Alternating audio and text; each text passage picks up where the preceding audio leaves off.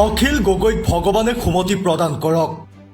ইয়াৰ বাদে অখিলৰ আন গত্যন্তৰ নাই। ভগৱানে তেওঁ সুমতি দিয়ক, এইবিলাকৰ যাতে সুমতি আহে, কাৰণ এতিয়া যি পৰিৱেশ দেখিছো ভগৱানে সুমতি দিয়াৰ বাহিৰে আৰু মই একো দেখা নাই। অখিল গগৈক সদনত গোহালি সদৃশ পৰিৱেশ সৃষ্টি কৰে।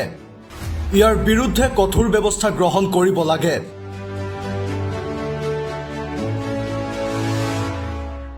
অসম বিধানসভাৰ চলিত বাজেট অধিৱেশনত যুদ্ধংদেহী ৰূপত দেখা গ'ল শিৱসাগৰ সমষ্টিৰ বিধায়ক আৰু বিত্ত তথা বন মন্ত্ৰী জয়ন্ত মল্ল বৰুৱাক।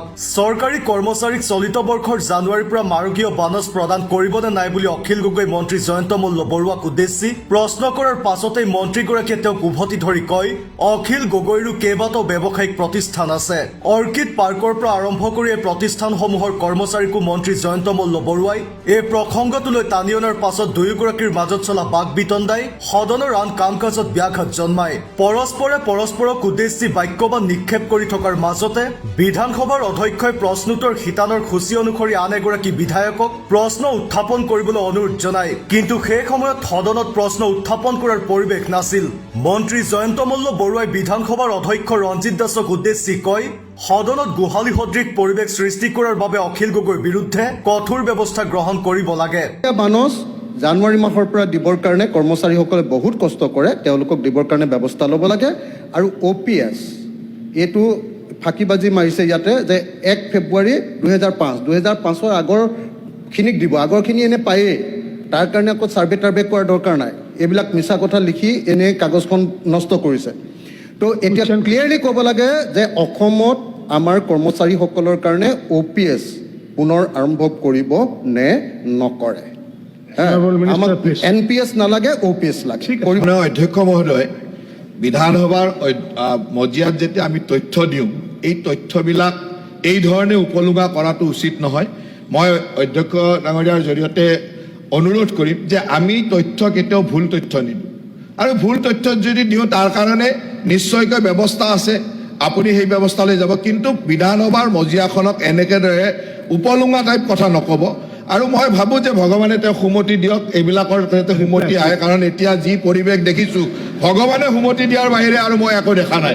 মই ভগৱানৰ ওচৰত প্ৰাৰ্থনা জনাইছো যে ভগৱানে তেওঁ সুমতি দিয়ক, যাতে আৰু তেওঁ যেনেকে চৰকাৰক দিব কয়, তেওঁৰ যিকেইটা ব্যৱসায়িক প্ৰতিষ্ঠান আছে অৰ্কিড পাৰ্কৰ পৰা আদি যাতে আমাৰ ৰাইজেও শিক্ষা দিব লাগে নে নাই? সেইকাৰণে এনেকুৱা মন্ত্ৰীয়ে লাজ পাব লাগে নে নাই? অসমৰ কৰ্মচাৰীসকলৰ কাৰণে তেওঁ অনুৰোধ কৰিছে, ধন্যবাদ জনাইছো।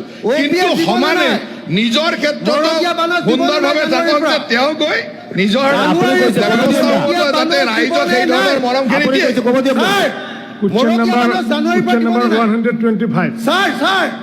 Question number Zakaria Ahmed.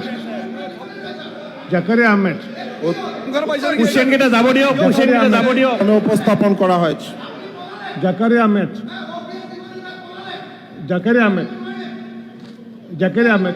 মাননীয় অধ্যক্ষ মহোদয়, এই ধৰণৰ সদনক একেবাৰে এখন গোহালি সদৃশ পৰিৱেশ কৰা যি পৰিৱেশ কৰে, এই পৰিৱেশৰ কাৰণে তেখেতক কঠোৰ ব্যৱস্থা ল'ব লাগে।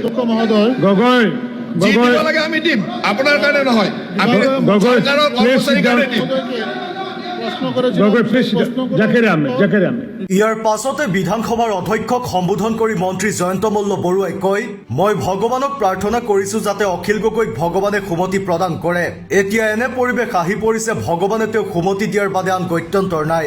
বিধানসভাত উপলুঙা কথা কোৱাটো অনুচিত বুলি সকীয়াই দি মন্ত্ৰীগৰাকীয়ে উল্লেখ কৰে, সদনত তেওঁলোকে কেতিয়াও ভুল তথ্য নিদিয়ে। ভুল তথ্য প্ৰদান কৰিলে ইয়াৰ বিৰুদ্ধে ব্যৱস্থা গ্ৰহণৰ বিধান আছে।